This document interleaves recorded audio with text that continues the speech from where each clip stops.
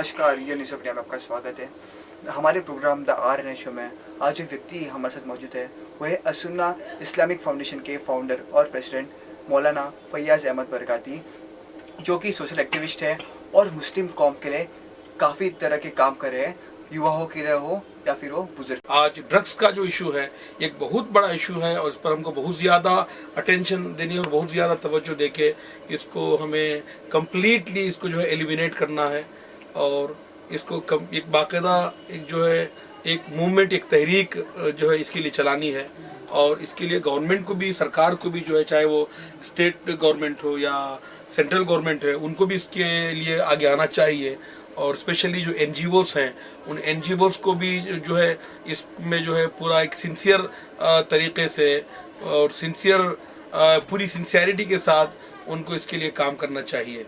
और आप मौलाना हो, आप स्टूडेंट को शिक्षा भी देते हो। जी जी। तो अगर आप तभी आप रूबरू होते हो अपने स्टूडेंट के साथ, तो मेन कारण आपको क्या पता चला है अभी तक कि हमारे जो युवा हैं वो ड्रग्स कंज्यूम करते हैं? देखिए, जो दीनी माहौल में जो है बच्चे, दोस्त who are in religious atmosphere, जो मौलाना से कोई जुड़ा हुआ बच्चा आपको जो है ड्रग लेने वाला नहीं मिलेगा। हाँ, अगर ड्रग लेने वाला है और किसी मौलाना से, किसी आलिम से, किसी इमाम से उसकी दोस्ती और उसको जो है उसका ताल्लुक हो गया, तो फिर उसका ड्रग छूट जाता है। यानी उसको तो वहाँ पर साफ और स्वच्छ माहौल मिलता है, एक अच्छा उसको जो है सोबत मिलती है। और ऐसे जो स्लम्स में जहाँ तक मैंने देखा है, ये सारे इश्यूज, जो ड्रग का जो सबसे बड़ा इशू है और इसके जो हब्स हैं वो स्लम है। जितने भी स्लम, अब जितनी ज़्यादा स्लम होगा उतना ज़्यादा वहाँ के सारे यही नहीं, फिर ड्रग्स के साथ साथ फिर वहाँ पर चोरी, पिक पॉकेटिंग, तमाम तरह की जो है चेन स्नैचिंग, और फिर उसके और आगे बढ़ के जो ना सोशल क्राइम्स भी जो है वहीं से जन्म लेते हैं। इसलिए जो है एटमॉस्फेयर, जिनको एजुकेशनल माहौल मिला, तालीमी माहौल मिला, अच्छा माहौल मिला, तो जो है वहाँ पर बच्चे जो है वो सीधे रास्ते पे बिल्कुल चलते हैं, ऐसी बुराइयों से दूर रहते हैं। मुंबई को इससे कितना खतरा है जो युवा ड्रग्स लेते हैं? नहीं, शहर मुंबई देखिए करीबन 2 करोड़ की आबादी जो है, 20 मिलियन वीकेंड से, तो 2 करोड़ की आबादी का शहर है।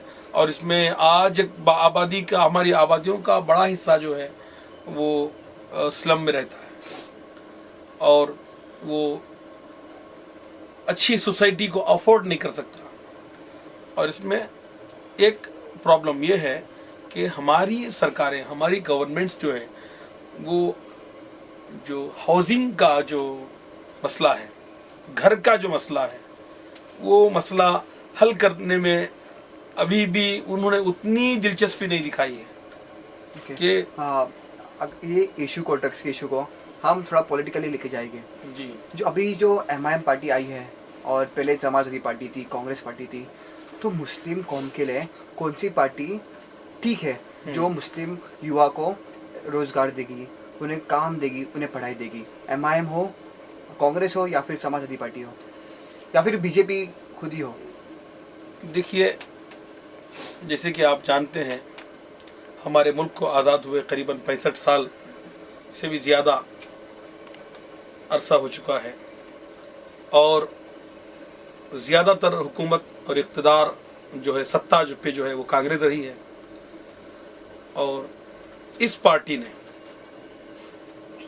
हमेशा से मुसलमानों का इस्तेहसाल किया, मुसलमानों को यूज़ किया और लीडर्स के रूप में जो उनको मुसलमान एजेंट्स मिलते हैं, उनको उनका भला करके इन्होंने ये समझा कि हमने पूरी कौम का भला कर दिया। आप जब तक पूरी कौम की, पूरी मुस्लिम जो कम्युनिटी है, उसकी भलाई और उसकी बेहतरी की नहीं सोचते, सिर्फ किसी को चेयरमैनशिप आपने दे दिया, किसी को MLA का, MP का टिकट आपने दे दिया, किसी को किसी कमेटी का चेयरमैन बना दिया, मिनिस्ट्री बना दिया, इससे कुछ मसला हल नहीं होने वाला है। मुसलमानों का मसला, मुसलमानों के जो बेसिक प्रॉब्लम्स हैं, आज हाउसिंग का प्रॉब्लम है, आज जो है एजुकेशन का प्रॉब्लम है।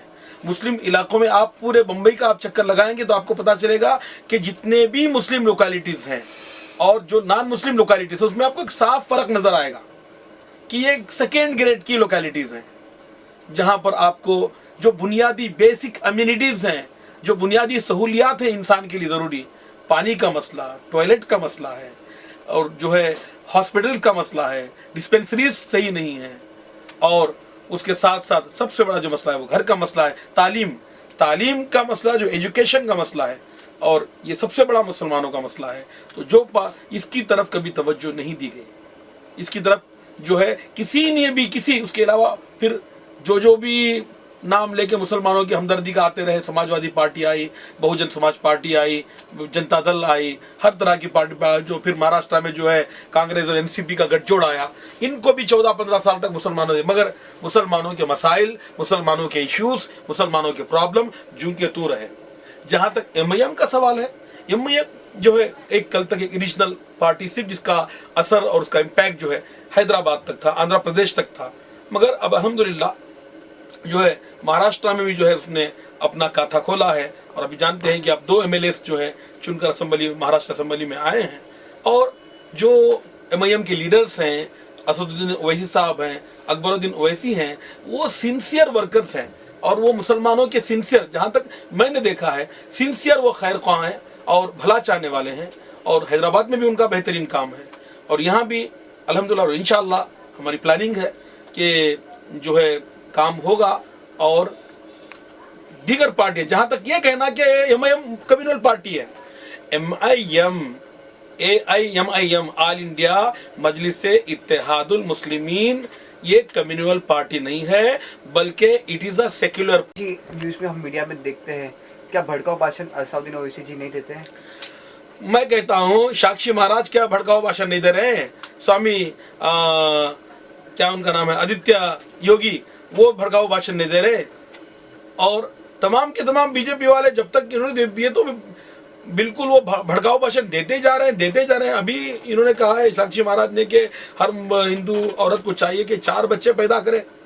मैं चैलेंज के साथ कहता हूँ, तुम कहते हो कि मुसलमान बच्चे ज्यादा पैदा करते हैं, मुसलमान 4-4 शादियां करते हैं, दिस इज माई चैलेंज। अगर सर्वे कराया जाए तो 1 से ज्यादा बीवियां रखने वाले सबसे मुसलमानों से ज्यादा जो है वो नॉन मुस्लिम आपको पाएगी, स्पेशली हिंदूज को आप पाएंगे। ओके, तो मैं ये कह सकता हूँ या फिर हम समझ सकते हैं कि मुस्लिम कौम के लिए एमआईएम पार्टी बेस्ट पार्टी उभर कर आ रही है।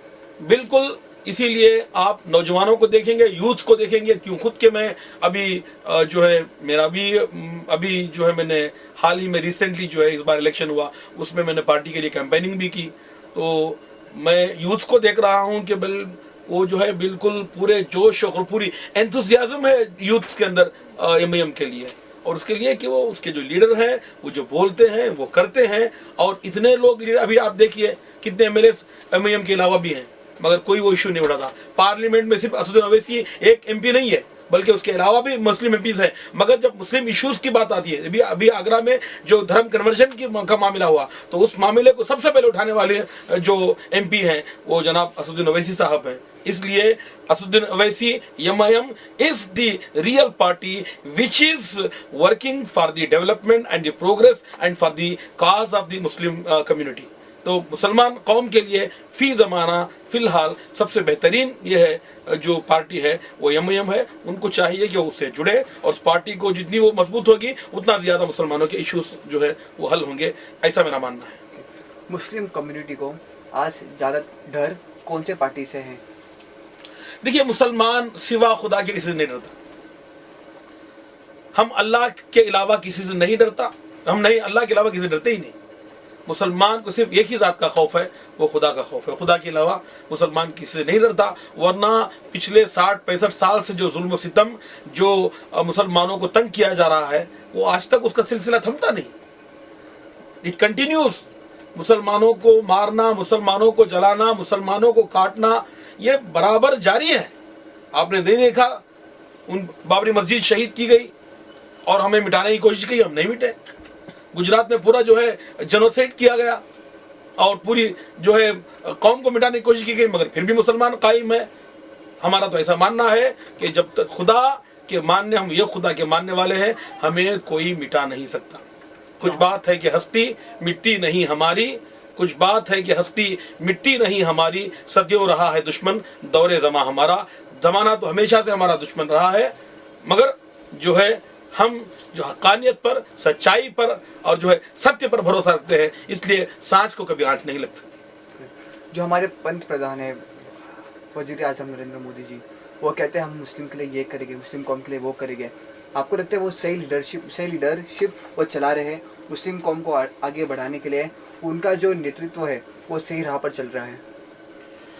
देखिए, जहाँ तक प्रधानमंत्री नरेंद्र मोदी जी का सवाल है, उनका जो मामला है, गुजरात में उनकी जब वो मुख्यमंत्री थे, जो सबसे बड़ा मुसलमानों पे पूरे भारत के इतिहास में सबसे बड़ा जो मुसलमानों का कत्ल खून हुआ, वो जो है उस दौर के किस, अगर ये इतिहास लिखा जाएगा कि वो कौन सा जो है मुख्यमंत्री है कि जिसके दौर में, जिसकी सत्ता में सबसे ज्यादा मुसलमानों को काटा और मारा गया, तो जनाब नरेंद्र मोदी का ही नाम लिया जाएगा। इतिहास इसको कभी नहीं भूलेगा। अब वो जो है अपनी दुकान चमकाने के लिए, अपनी जो है सत्ता के लिए कुछ भी बोल लें, कुछ भी झूठे वादे कर लें। वक्त बताएगा कि कौन सिर्फ जो है लिप सर्विस कर रहा है और कौन मुसलमानों का जो है वो रियल उनका भलाई चाहने वाला, उनका काम करने वाला है। The time will show. अभी तो उनको आए हुए 1 साल भी नहीं हुआ है, देखिए आगे देखिए होता है क्या।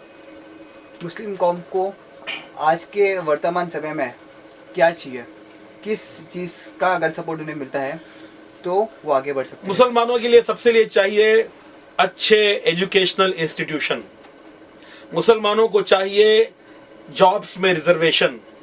मुसलमानों को चाहिए एम्प्लॉयमेंट। मुसलमानों को चाहिए जो बिजनेस कम्युनिटी है, जो छोटे ताजिर हैं, कोई बैंक जो है गवर्नमेंट की पॉलिसीज और गवर्नमेंट की स्कीम्स के बावजूद no bank is ready to give loan to the Muslim community. मुसलमानों को बैंक कर्जा नहीं देते और वो मसला कैसे हल होगा? हमारे तालीमी एजुकेशनल इदारे नहीं है, तो मुसलमानों का हल इससे होगा कि आप मुसलमानों के लिए, मुस्लिम कम्युनिटी के लिए स्पेशली और माइनॉरिटीज़ के लिए अब जो है जनरली जो है आप अच्छे इस्लाम में जो अच्छे आप एजुकेशनल इंस्टीट्यूशंस खोलिए, कॉलेजेस खोलिए, हॉस्पिटल्स खोलिए, आप डिस्पेंसरीज खोलिए और मुसलमानों के इलाकों में बेहतरीन जो बेसिक कम्युनिटीज़ हैं, पानी की, बिजली की सहूलत और सड़कों की सहूलत, और वहाँ जो है उनके स्लम्स को हटा के वहाँ पर अच्छी सोसाइटीज़ बने, अच्छे घर बने। ये रोटी, कपड़ा और मकान, ये तो बुनियादी एक मसला है हर इंसान का। ये मसला और ये जब इन सब मुसलमानों को मिल जाएगा तो उनके मसाइल 50-60% तक हल हो जाएंगे। Okay. जो हमारे युवा है उसके लिए आप क्या बोलना चाहोगे? युवा के लिए तो बस यही है कि बुराइयों से दूर रहें, बुराइयों से दूर रहें और अच्छी सोहबत को इख्तियार करें, अच्छी कंपनी में रहें, अच्छे समाज में रहें और खुद भी सुधरें और वो जो है अपने आप को भी संभालें, अपने समाज को भी संभालें, अपने मुल्क के लिए, अपने आप के लिए, अपनी कौम के लिए, अपने वतन के लिए जो है उनको एक जो है मिसाली नागरिक, एक मिसाली मुसलमान, एक जो है एक मिसाली इंसान बन के रहना चाहिए। हमारा धर्म जो है वो पीस का और जो है शांति का धर्म है। Islam is the religion of peace. और हर मुसलमान जो है जो पीस के खिलाफ काम करे, जो अमन को भंग करे, जो शांति के खिलाफ काम करे, वो कोई भी नाम रख के आए वो मुसलमान हो नहीं सकता। सर मेरा लास्ट गुजारिश भी और सिफारिश भी आपसे है, क्या जो ये इंटरव्यू हम ख़त्म करेंगे, आप एक सुंदर सा शायरी बोल के जो हमारे देश के युवा को एक प्रेम जागरूक कर सके। मैं तो बस डॉक्टर शायर मशरिक़ अल्लामा इकबाल के इन नौजवानों को मैं कहता हूं कि अगर थोड़ा सा आपको जो है, आज के नौजवान 10वीं पास कर लिया तो स्कूल छोड़ देता है, 12वीं पास कर लेता है तो स्कूल छोड़ देता है, बल्कि कम से कम ग्रेजुएशन लेवल तक हर मुसलमान लड़के को, हर मुसलमान नौजवान को आज तालीम हासिल करनी चाहिए। उसके साथ साथ उसको इस अपने दीन, अपने धर्म की भी तालीम हासिल करनी चाहिए और जो है वो खुद के लिए, अपने पड़ोसियों के लिए, अपने पूरे मोहल्ले के लिए, अपनी सोसाइटी, शहर के लिए जो है वो अच्छा रहे और वो एक लॉ अबाइडिंग सिटीजन बनकर रहे। इसके लिए मैं सिर्फ यही कहूँगा अल्लामा इकबाल के अल्फाज में कि जवानों को मेरी आहें सहर दे, जवानों को मेरी आहें सहर दे, फिर इन शाही बच्चों को बालो पर दे, खुदावंदा ये मेरी आरजू है, मेरा नूरे बसीरत आम कर दे। धन्यवाद मौलाना जी, आपने आपके कीमती समय में से हमें टाइम दिया जी, और ये स्पेशल इंटरव्यू आपने हमारे साथ बात की। शुक्रिया, धन्यवाद।